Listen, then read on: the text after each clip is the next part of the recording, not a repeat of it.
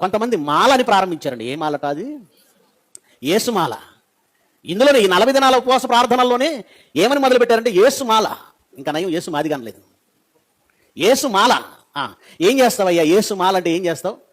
తెల్లటి వస్త్రాలు వేసుకుంటాడు, తెల్ల ప్యాంటు తెల్ల షర్టు, చెప్పులు తీసేస్తాడు, ఇంకా ఒక గళ్ళలో బ్లూ కలర్ గళ్ళు కండువా వేసుకుంటాడు, ఇంకా మెడలో పూసల దండ ఒకటి, దానికి ఒక వేలాడే సిలువ ఒకటి. ఇంకా ఈ 40 దినాల పాటు మాంసం ముట్టడట భక్తుడు. ఈ 40 దినాల పాటు ఎవరిని ఏం అనడంట ఈ భక్తుడు. ఈ 40 దినాల పాటు మందు ముట్టడట ఈ భక్తుడు. ఈ 40 దినాల పాటు బూతులు మాట్లాడట ఈ భక్తుడు. ఈ 40 దినాల పాటు స్త్రీని సమీపించడట ఈ భక్తుడు. ఈ 40 దినాల అబ్బో ఎంత భక్తిగా ఉంటాడు. 40 దినాల ఎండింగ్లో వీళ్ళు చేసేది ఏంటో తెలుసా? ఫినిషింగ్ టచ్ అంటారు కదా. ఇప్పుడు దా చేసిందని ఫినిషింగ్ టచ్. ఏంటా ఫినిషింగ్ టచ్? నాగపట్నం వెళ్ళాలి, లేదంటే గుణదల వెళ్ళాలి, లేదంటే సాగర్ వెళ్ళాలి. వెళ్ళి ఏం చేయాలి? మొక్కుకున్నారు. ఏం మొక్కుకున్నావు? తల వెంట్రుకలు ఇస్తాను. కొందరు తల వెంట్రుకలు ఇస్తాను మొక్కుంటారు, కొంతమంది అది కూడా లేదేదో కొబ్బరికాయ కొట్టి వచ్చేస్తారు.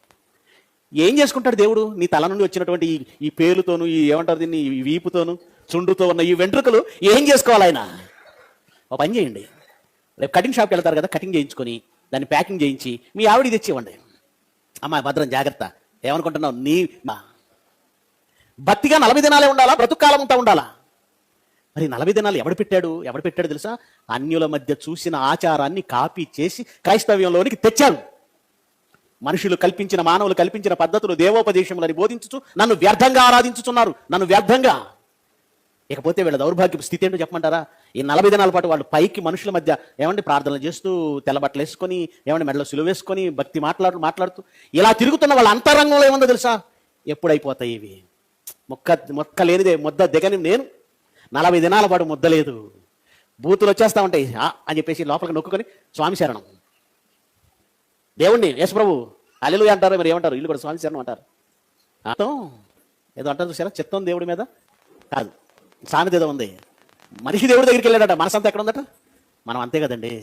హృదయంలో ఒకటి పెట్టుకుని బయటికి ఒకటి. వేషధారణ మనది, వేషధారణ. గనుక ప్రియులరా, ఈరోజు 40 దినాల ఉపవాస ప్రార్థనను నువ్వు చేస్తున్నవే, ఎవరికి ఉపయోగం? ఎందుకు ఉపయోగం? ఏంటి ఉపయోగం? దానివల్ల నువ్వు నేర్చుకున్నది ఏంటి? ఇదేనా నువ్వు నేర్చుకున్నది? 40 దినాల పాటు వేషం మార్చేసి 40 దినాల చివరిలో మళ్ళా నీ పాపంలోకి నువ్వు వచ్చేయటమేనా? అదే ఉపవాసం? అసలు ఉపవాసం అంటే అర్థం ఏంటో తెలుసా? ఉపవాసం అనే పదానికి అర్థం దేవునితో సహవాసం. ఆ పదానికి అర్థమే దేవునితో సహవాసం. దేవునితో సహవాసం అంటే నువ్వు అన్నం మానేస్తే దేవునితో సహవాసమా? నీరు మానేస్తే దేవునితో సహవాసమా? ఏం చేస్తే, బట్టలు మానేస్తే దేవుడితో సహవాసమా? మందు మానేసి 40 దినాల వరకు మానేస్తే దేవుడితో సహవాసమా? నువ్వు చేస్తున్న ఉపవాసం అని ఉపవాసముగా పిలవబడదు.